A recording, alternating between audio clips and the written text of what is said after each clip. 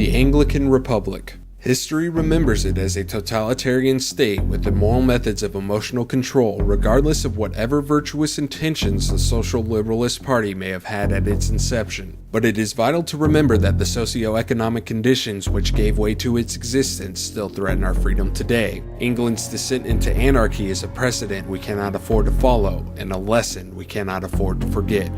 For decades, humankind devoured the resources of our planet without heed for its future, ignoring countless warnings of the dangers of global warming.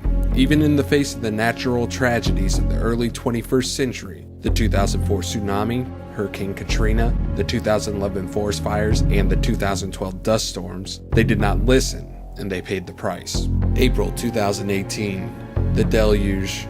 Global flooding takes over 1 billion lives. For Britain, it could not have come at a worse time. Civil unrest, already a problem due to the rising water levels and an ongoing economic depression, spiraled out of control. This climate gave rise to the Social Liberalist Party, or SLP. Their radical manifesto for an ecologically and socially sound society gained them a handful of seats in the 2024 general election, and their popularity flared with the success of the River Thames Conservation Act in 2026, which saved London from rising water levels by concreting over the Thames. The SLP then emerged from the 2028 hung parliament as the majority party in a coalition government. But in the face of Britain's continuing problems, this coalition proved ineffective. On June 3, 2029, the SLP declared themselves the sole governing party of Britain and deposed the then 90-year-old King Charles. With the support of the military, Great Britain officially became the Anglican Republic on June 7, 2029. Ignoring the United Nations outcries for its dissolution, the Anglican Republic published its research on a device called the neurological pacifier. Essentially, the neurological pacifier was an electronic device worn in the ear, with the SLP claimed increased productivity, creativity and rational thought through the modification of brainwaves. That's what they said, at least. Case studies were published showing the additional benefits the neurological pacifier, or MP-Tech, had on dysfunctional families and juvenile delinquents. These studies were reported to be greatly received, and demand for the MP-Tech was overwhelming.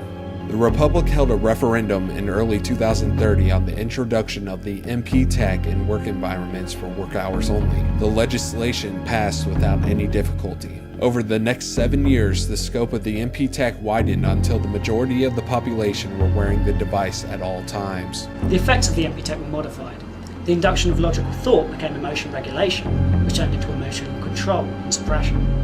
The population slowly changed from highly creative and productive individuals into mindless drones operating as a whole. And I think the requirement for newborn babies to be fitted with a device was the point at which a totalitarian society turned into a production line.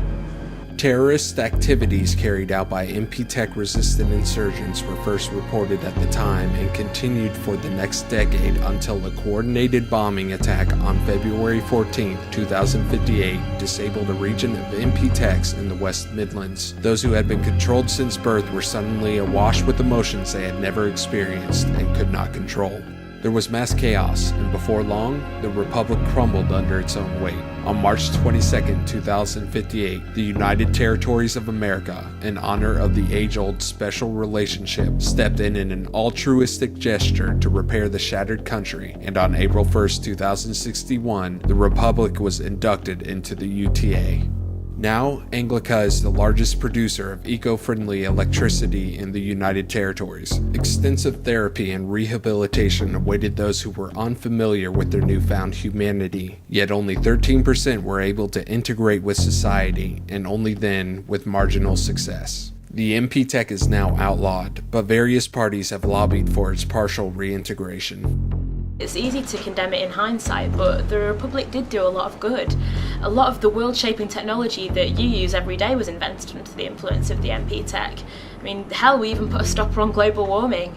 I mean, we have access to the greatest resource ever discovered, the unhindered human intellect.